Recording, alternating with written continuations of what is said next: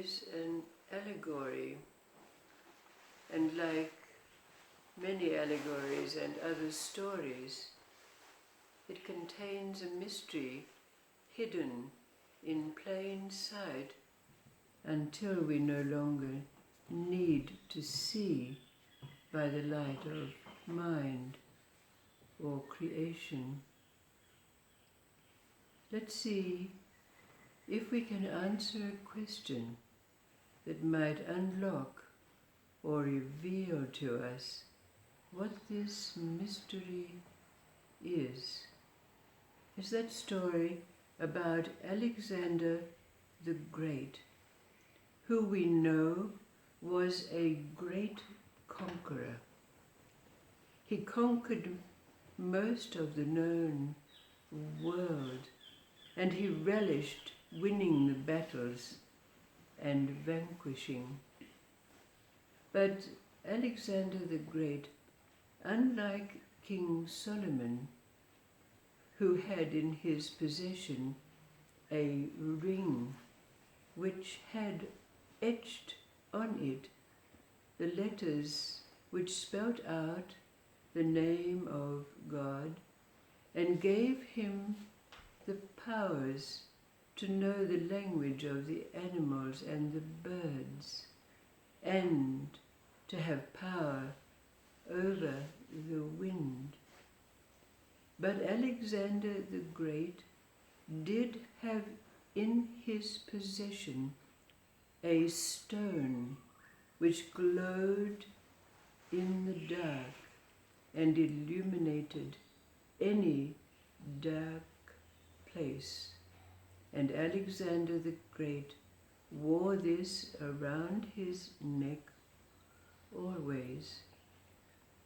But there was a time when Alexander the Great decided that, knowing the known world as he did and believing that he had conquered it, he had aspirations to conquer, explore and conquer the place that he has not been before, the deep, deep ocean. So he directed his artisans to create for him a bell, to which was attached a strong rope, and that bell was brought to the edge of the ocean with instructions from Alexander that he should be lowered into the oceans for a year, after which time he would have his minions take him out of the ocean with the rope. Now, going into that bell, Alexander took with him only a live chicken and supplies, but wearing around his neck the glowing stone. He was lowered into the ocean depths.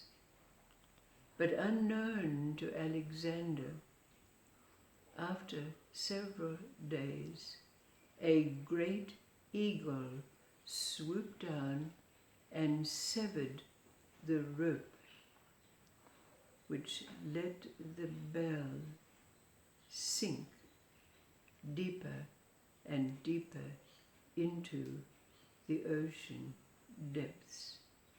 Now, when Alexander realized this, he merely thought that his minions had let out more rope for him, but indeed it was not so.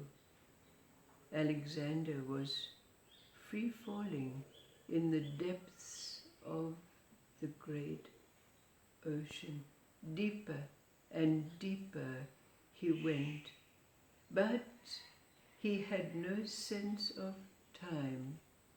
With the glowing stone around his neck, day and night and time were no more.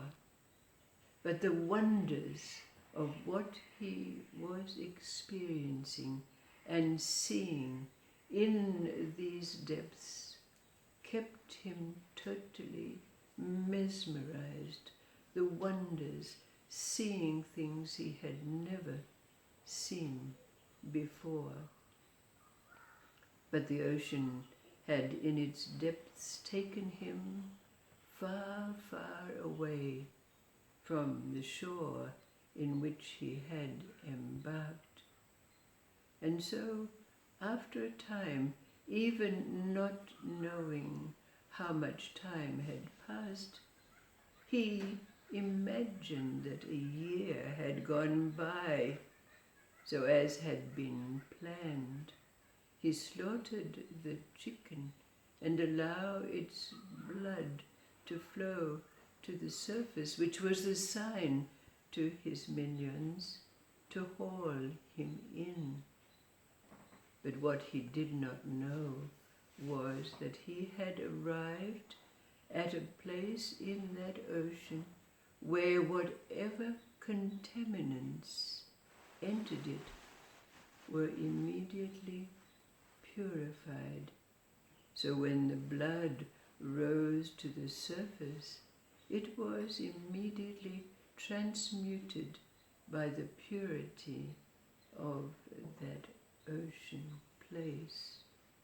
But, as can be imagined, the bell eventually was brought to a shore, and when Alexander embarked, he was greeted by people who he had never seen before. They had large heads and only one eye in the middle of their forehead. But when they saw Alexander with his two eyes, they immediately saw him as a deity, a god. And as was Alexander's bent, he immediately took on the role of being their king. And as again was his habit, he took control of this place and its people who revered him. But after some time, of course, Alexander told these people that he must return from whence he came. So taking his leave of the people and that place, he went to seek his way back to where he had come from. But he found himself hopelessly lost in a wilderness, in a deep forest. And as the night fell, the sounds of the wild animals reached his ears, driving him to climb a great tree. But as he was resting in the tree, a great, fierce-looking lion came to where the tree stood. Now looking down, Alexander the Great felt safe, but he noted that the lion merely settled down under the tree, quietly, benign. And in the morning, when Alexander had awoken from a deep sleep, there was the lion, having provided for him nuts and seeds to eat. So he descended the tree, partook of what the lion had brought, and recognized and realized that the lion wished him to climb on its back, which he did, and the lion for 7 days and 7 nights traversed that wilderness, dropping Alexander at the opening to a cave. Now, Alexander knew that it was its purpose to let him enter this opening because the lion disappeared. So, having the light around his neck that brought light into the darkness, Alexander traversed that cave until he came to a clearing cavern in which there sat an old man. We can picture him. He's in so many stories. His long white beard down to the ground beneath his knees, shining eyes, wise and deep. The old man spoke to Alexander and said, "Art thou Alexander?" And after a response, Alexander was amazed to find that this old man knew everything about him, his whole story. But then, when Alexander asked the old man's name, he refused to answer. But he did say to Alexander, "I will guide you out of this cave if you will make an oath, a vow," which Alexander immediately agreed to. After this, the old man directed Alexander the way out of the cave.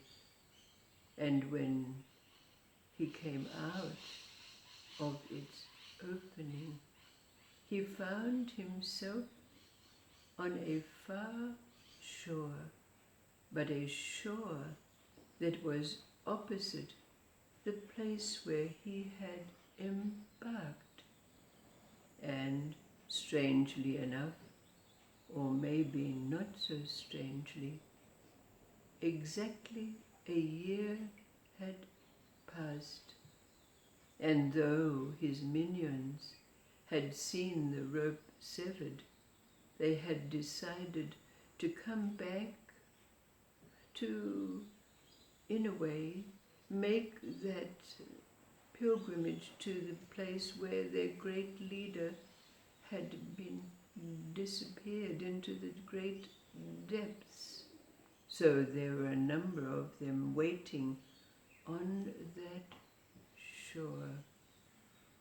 Alexander was able to fashion for himself what we would say is a raft, which enabled him to row across the expanse that divided him from the place where he had found himself and the place from which he had come.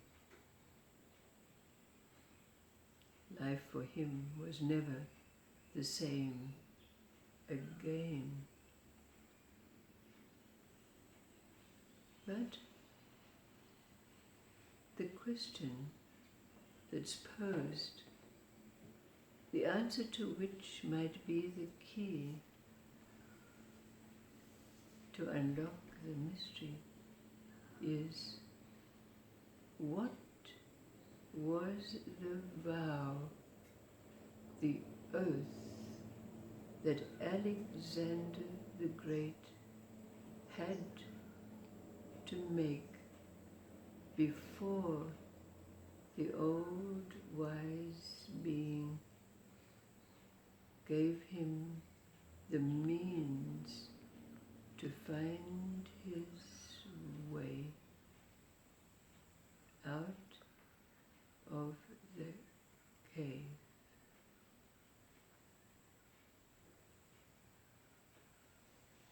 What was the oath, the vow that was demanded of Alexander the Great?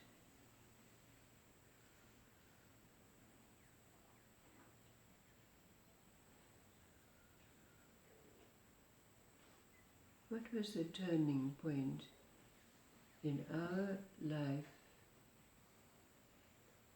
that we could say led us to the way?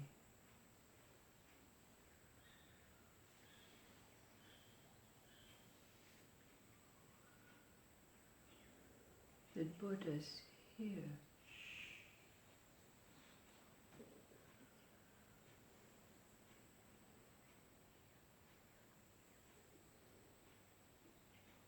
What was the vow, the undertaking that we made?